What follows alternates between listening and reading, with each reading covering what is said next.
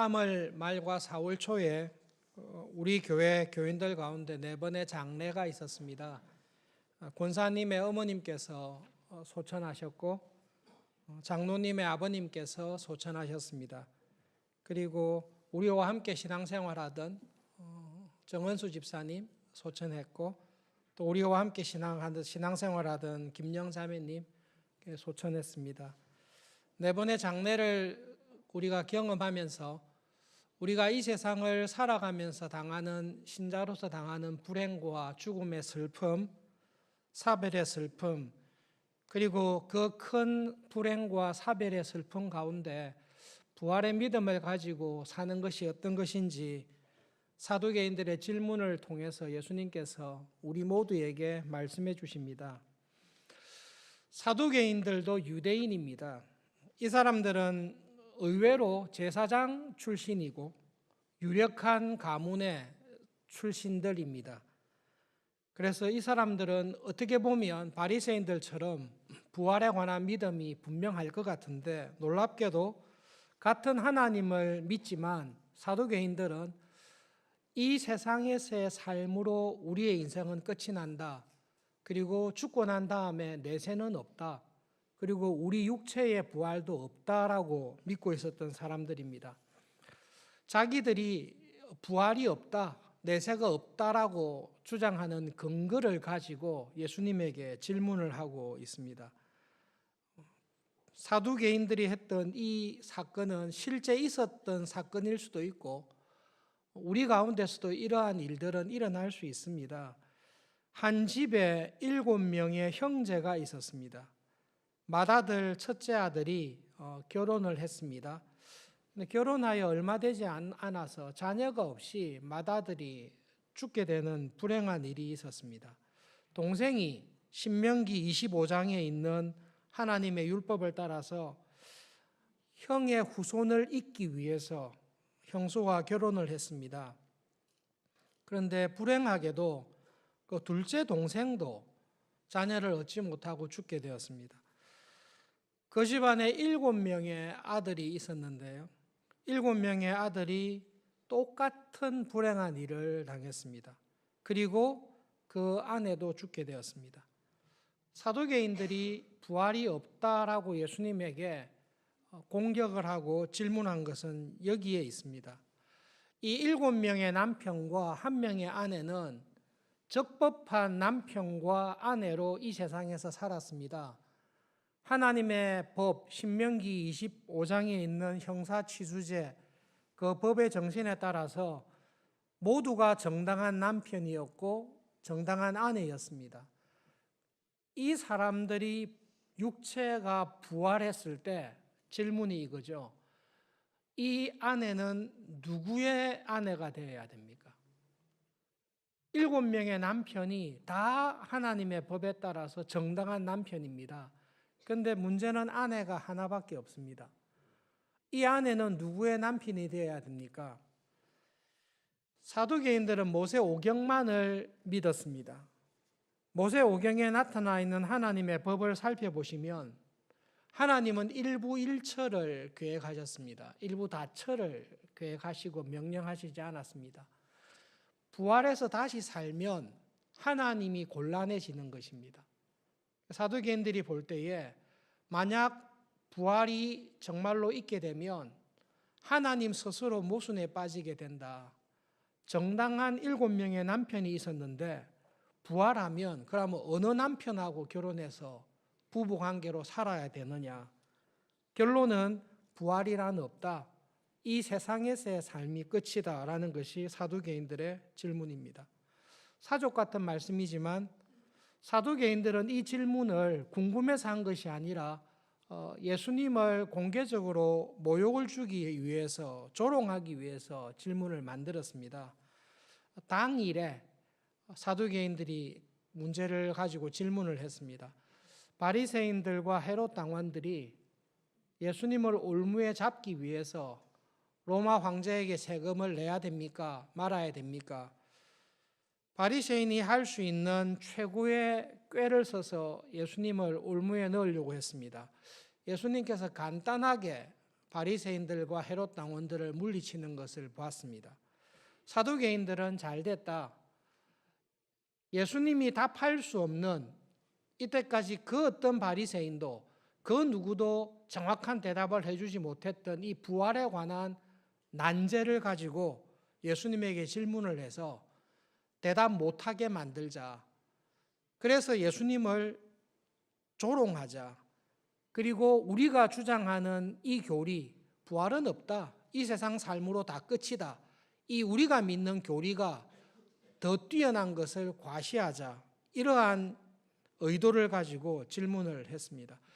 예수님의 대답은 한 가지인데요, 사두개인들을 향해서 너희들이 모른다, 성경을 모른다, 그리고 하나님의 능력, 하나님을 모른다, 그 두 가지로 답을 하셨습니다.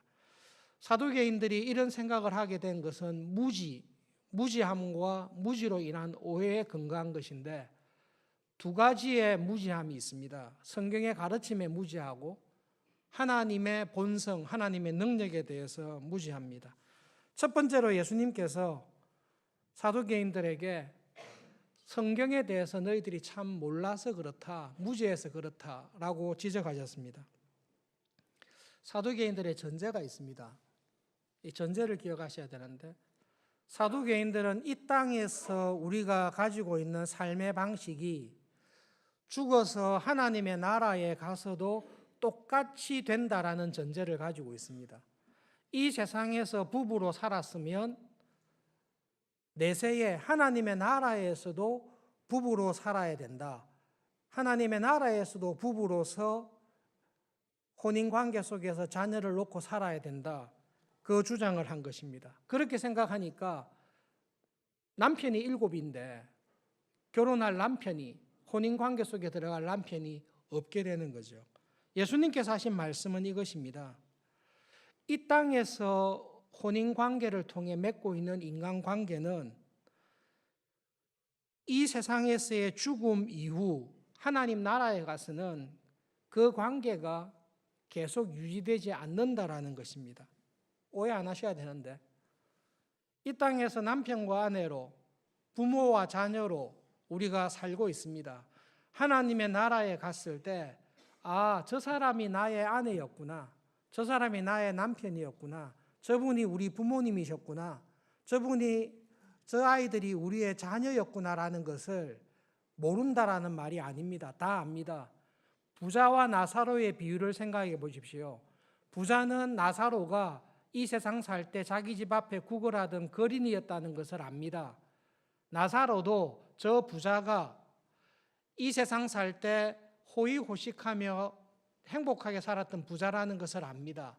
하나님의 나라에 가서도 우리가 같은 교회의 교인으로, 직분자로 소그룹에서 지냈다는 것을 다 압니다.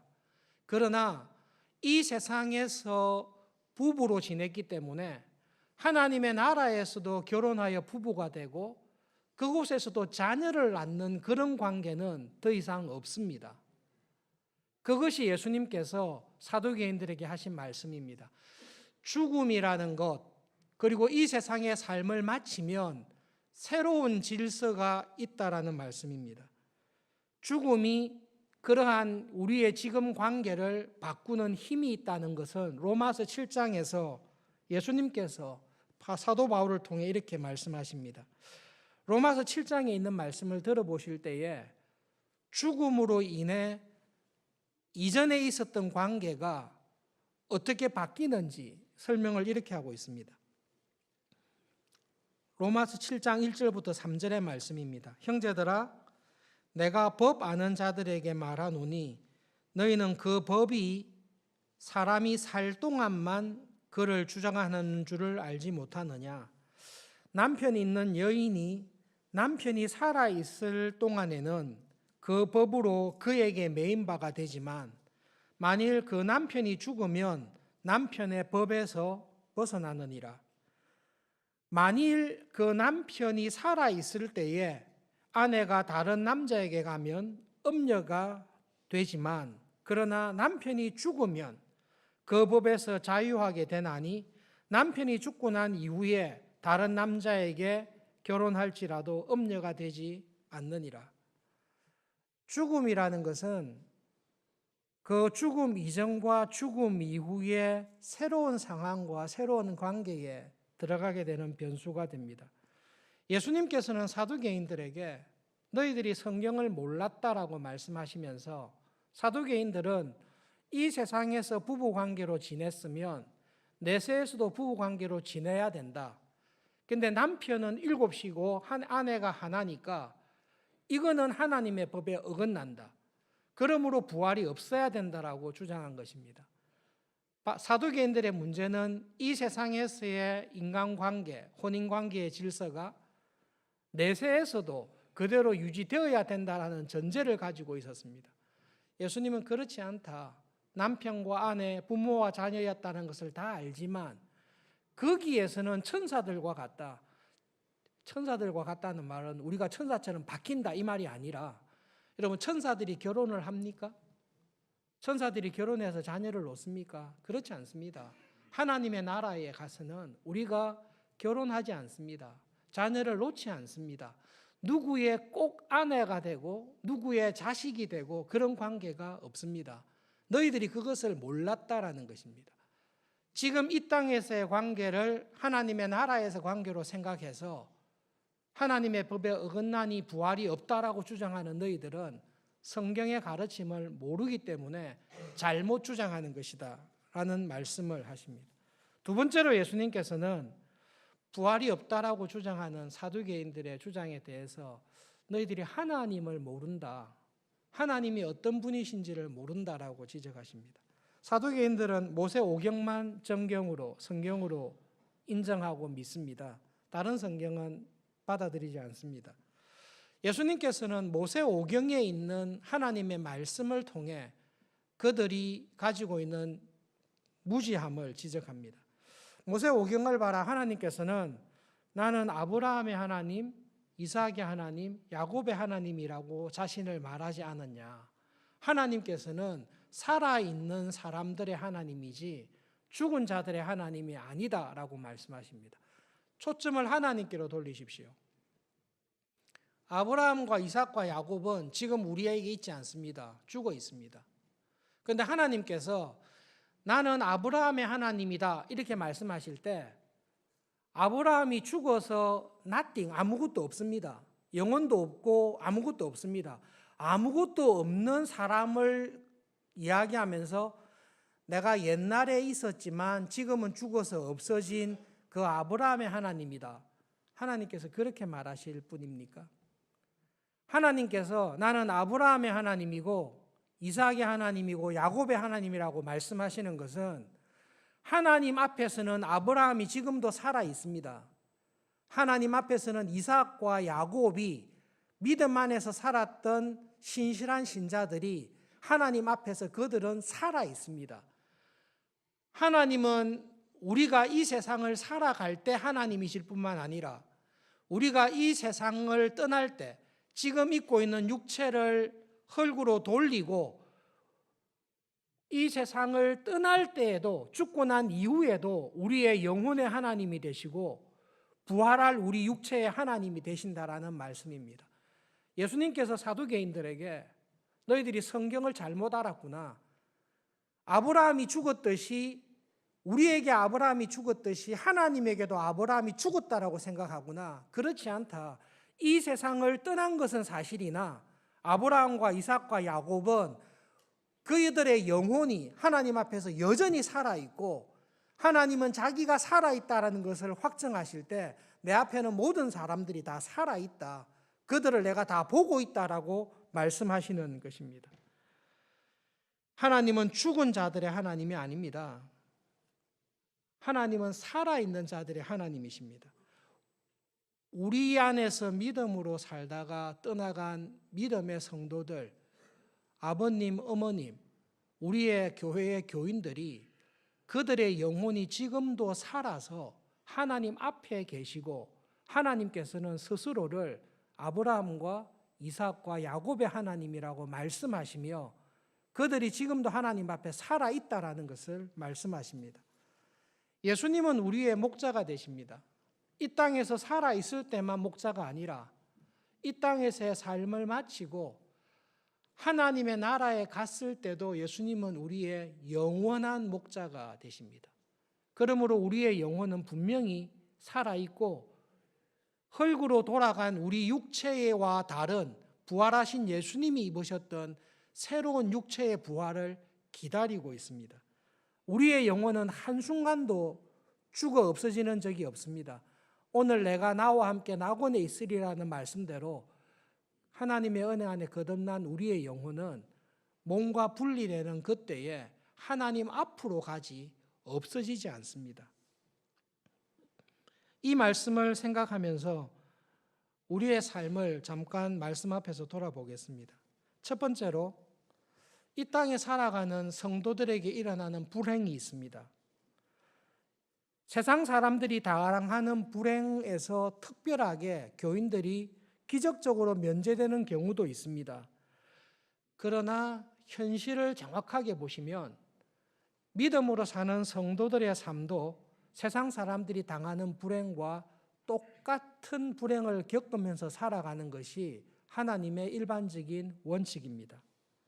왜냐하면 하나님께서는 태양과 햇빛, 비와 공기를 모든 사람에게 다 주십니다. 하나님께서 비를 내리실 때 의인의 집에만 내리는 게 아니라 악인의 집에도 비를 내려주십니다. 하나님께서 태양을 비추실 때에 믿음으로 살아가는 신자에게 비추어 주실 뿐만 아니라 자기 욕심대로 죄 가운데 살아가는 불신자들에게도 하나님은 햇볕을 똑같이 비추어 주십니다. 이 세상에서 당하는 자연재해와 불행은 신자든 불신자든 똑같이 일어나게 됩니다.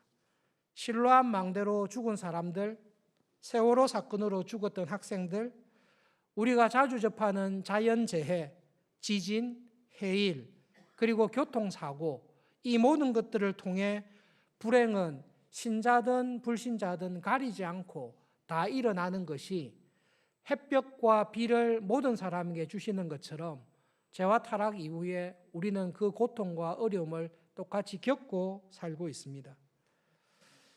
그런데 하나님을 믿기 때문에 신자들이 겪는 불행의 크기는 불신자들이 경험하는 불행의 크기보다 훨씬 클 수 있습니다.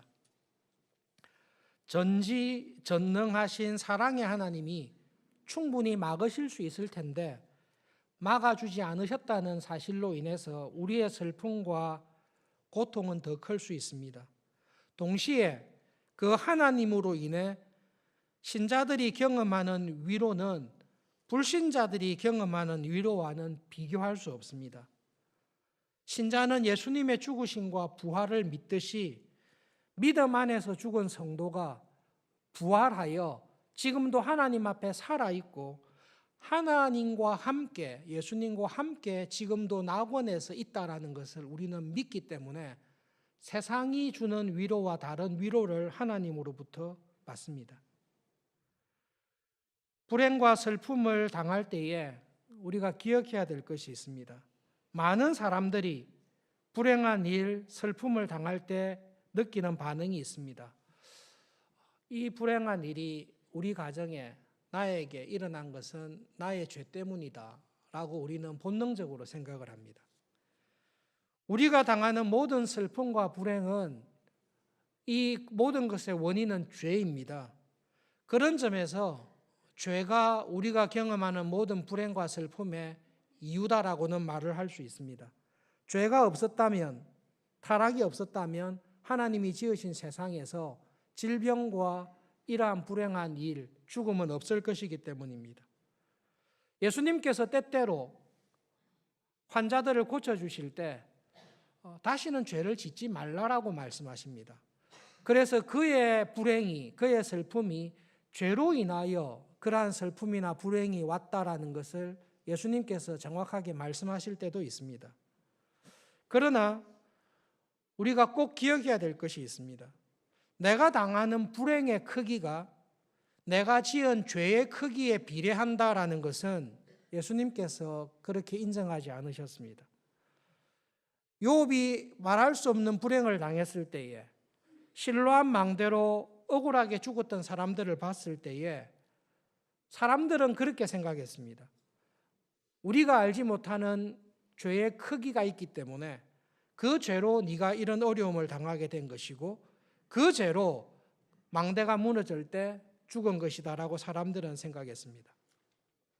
그때 예수님께서는 죄의 크기가 불행의 크기와 비례한다라는 그들의 주장에 대해 인정하지 않으십니다. 조금만 눈을 들여서 보시면 우리가 당하는 불행의 크기가 내가 지은 죄의 크기와 비례하지 않습니다. 그것을 쉽게 발견할 수 있습니다. 제가 존경하는 신학대학원의 교수님, 그 교수님께서 참 존경하는 부모님이 계셨는데요.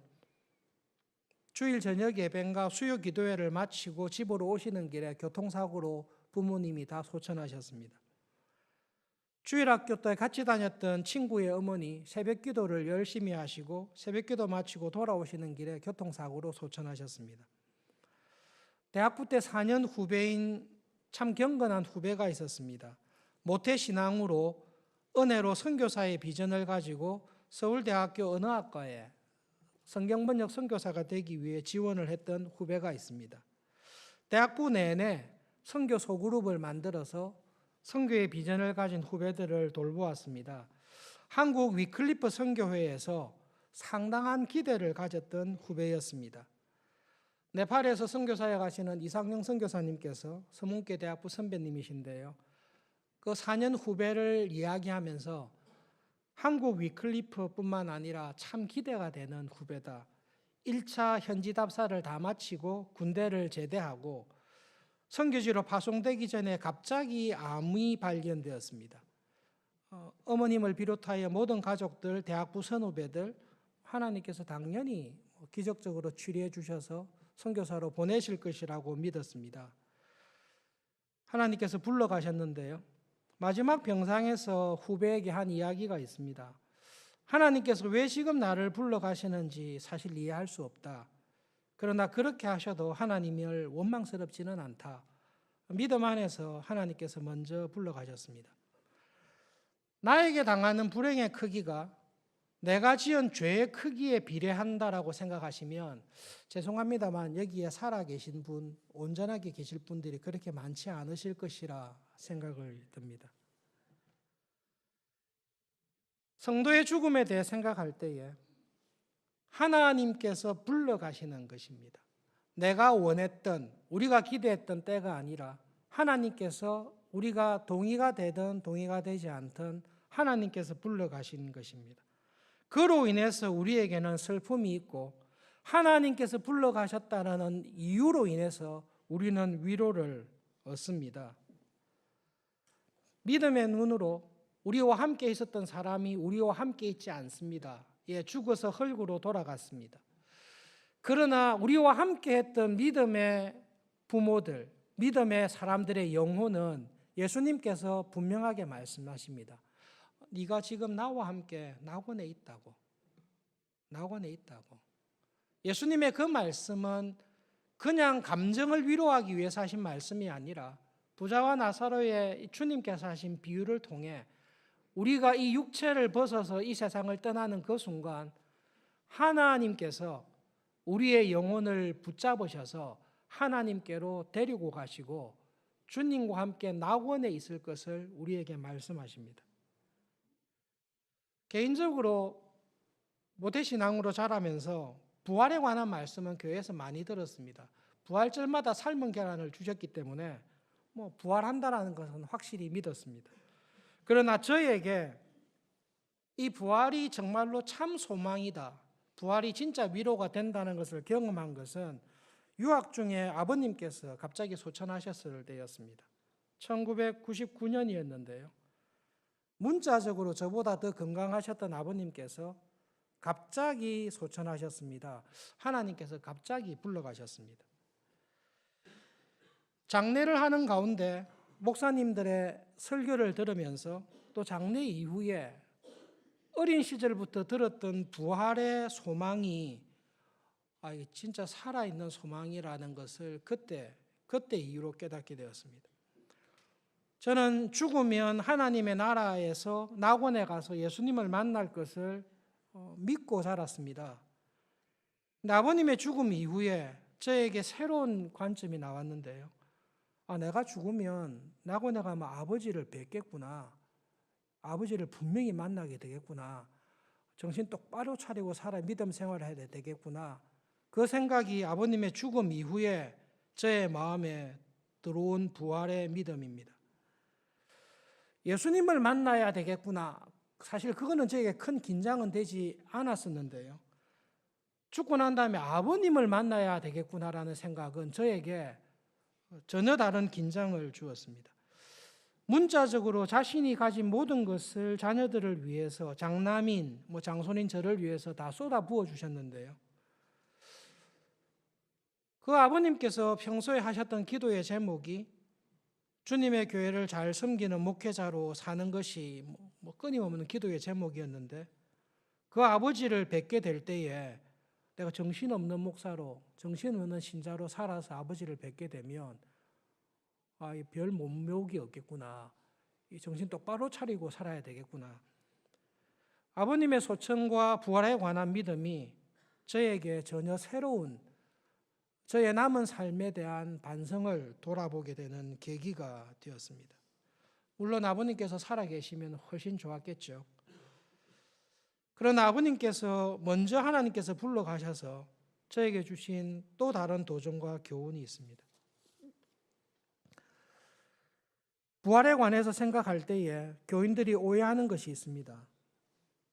목사님, 지금 내 모습하고 영혼은 하나님 나라의 낙원에 가 있는데 예수님 재림하셔서 우리가 새로운 육체를 입게 돼서 우리의 영혼이 육체의 부활을 통해 새로운 사람으로 완전히 부활한 육체를 가진 사람이 될 겁니다. 지금 내하고 이 육체가 부활하여 새 몸을 입은 내하고 같습니까? 지금 내하고 육체가 부활한 내하고 동일 인물입니까? 알아볼 수 있습니까? 그런 질문을 간혹 교인들이 할 때가 있습니다. 여러분 상식적으로 생각해 보십시오.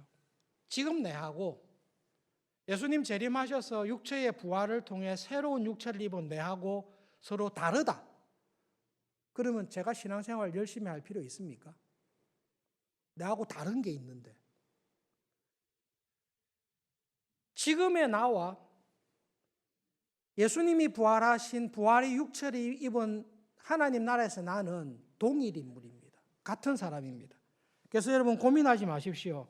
예수님께서 재림하셔서 우리가 부활했을 때 우리는 서로 보면 딱 압니다.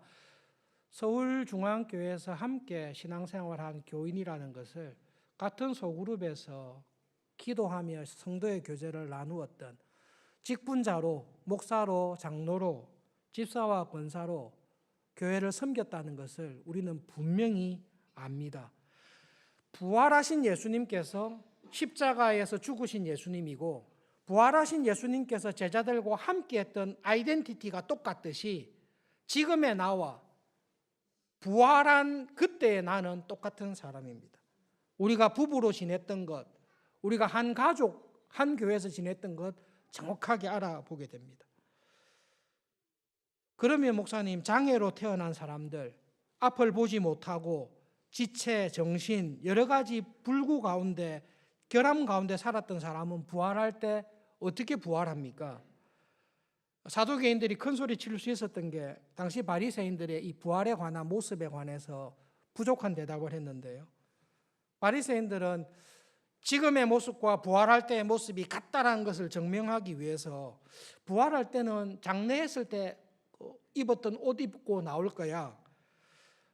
죽었을 때 모습, 맹인은 맹인, 다리가 불편하면 다리가 불편한 대로 그런 모습으로 나올 거야라고 바리새인들은 무지한 가운데 대답을 했습니다. 그러나 우리는 예수님의 부활, 죄와 타락과 부패, 세상의 악함에서 완전히 회복한 육체의 부활을 할 때는 죄와 타락의 흔적이 사라진 온전한 모습으로 부활할 것을 우리는 믿습니다. 타락한 세상이 주는 슬픔과 연약함과 아픈 것들을 다 벗어버리고 하나님께 속한 모든 아름다운 것, 하나님께서 허락하신 온전한 것들이 풍성하게 회복된 부활하신 예수님이 온전하신 것처럼 그 완전한 모습으로 부활하게 될 것을 우리는 믿고 소망합니다. 결론적으로 두 가지의 말씀이 있습니다. 그 부활을 정말로 믿습니까? 정말로 믿으시면 두 가지가 있는데요. 첫 번째로 소망 없는 사람들처럼 슬퍼하지 마십시오. 슬퍼하지 말라는 말이 아니라 소망 없는 사람들처럼 슬퍼하지 마십시오. 한때 한국 교회에 항상 기뻐하라고 했습니다. 그러니 장례식 때도 기뻐해야 됩니다라고 한 사람들이 있었습니다.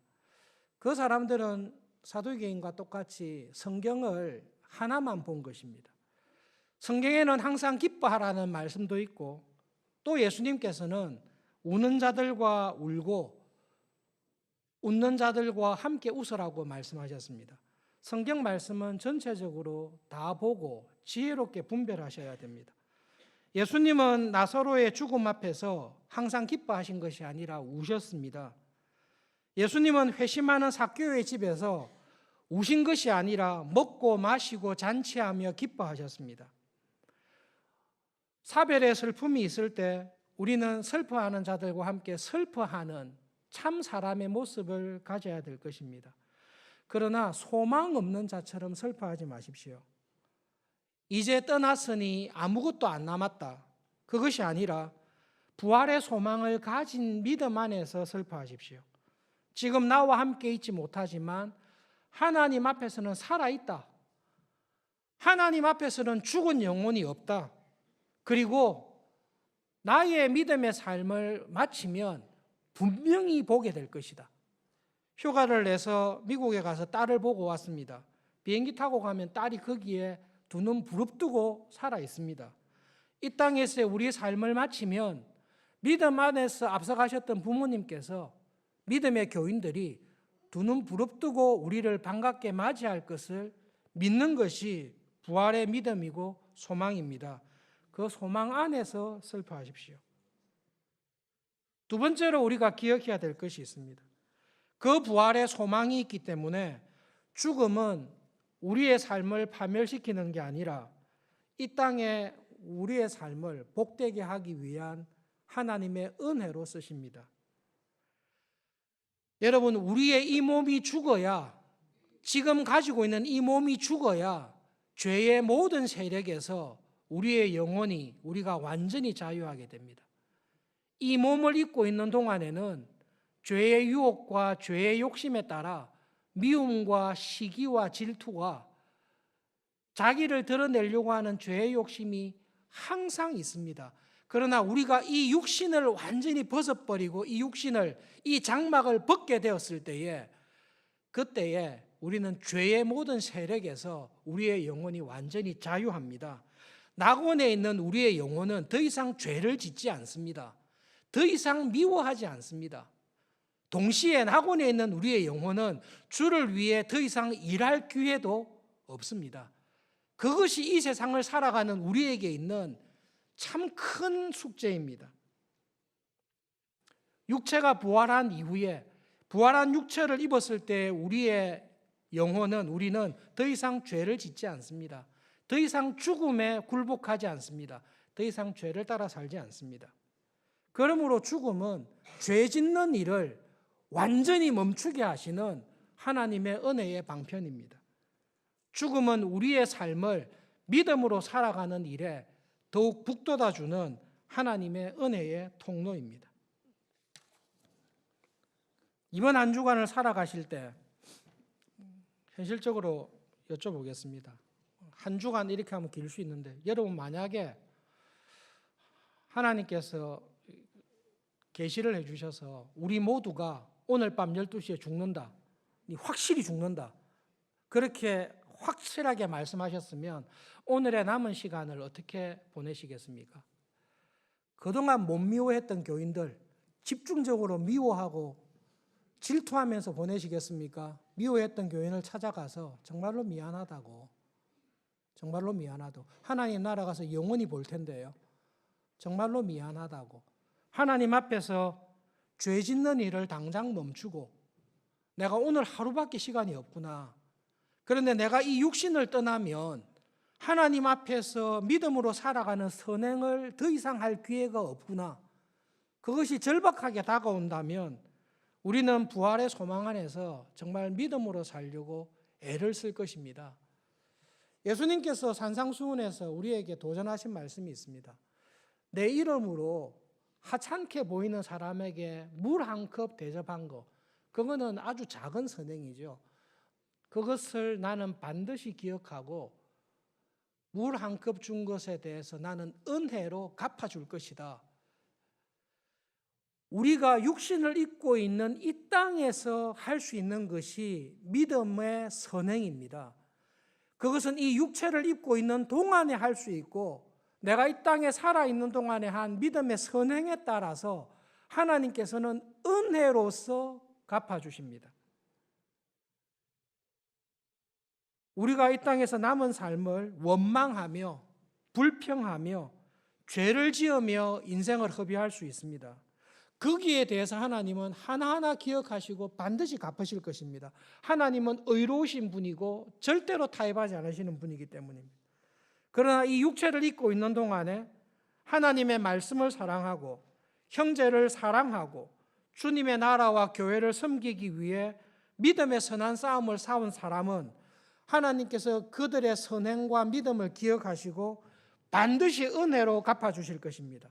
왜냐하면 하나님은 의롭고 선하신 분이기 때문에 결코 그 본성을 거역하실 수 없기 때문입니다. 한 주간 믿음 안에서 선한 싸움을 싸우십시오. 믿음 안에서 앞서간 교인들을 기억하면서 슬퍼하는 그 중에서도 부활의 믿음과 소망을 기억하며 부끄럽지 않은 모습으로 정말로 반갑게 만날 수 있기를 믿으면서 나에게 주어져 있는 믿음의 싸움을 잘 싸울 수 있기를 바랍니다. 하나님, 나에게 왜 이렇게 힘든 일을, 어려운 일을 맡기셨습니까? 하루 동안 믿음으로 살고 그 십자가를 내가 지고 나갈 때에 하나님께서 내가 갚아주리라. 너의 믿음과 선행을 위해 너에게 준 선물이니라. 그 말씀을 기억하시면서 이 땅에 하나님께서 우리의 생명을 두시는 동안 사랑하시며 기꺼이 짐을 지시며 섬기시며 살아가는 한 주간 한 주간 삶이 되기를 진심으로 기도합시다.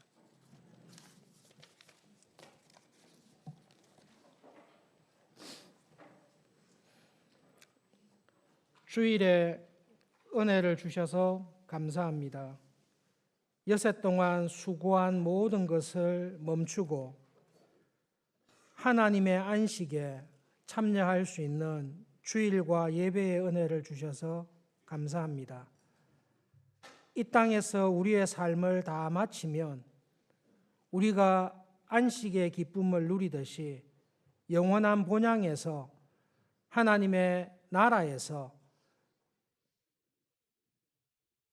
믿음의 삶을 결산하며 주님의 은혜 안에 살 부활의 소망을 주셔서 감사합니다. 하나님, 부활의 소망이 우리 삶의 끝에 있는 소망이 아니라 날마다 우리 삶에 역사하는 살아있는 소망이 되기를 기도합니다.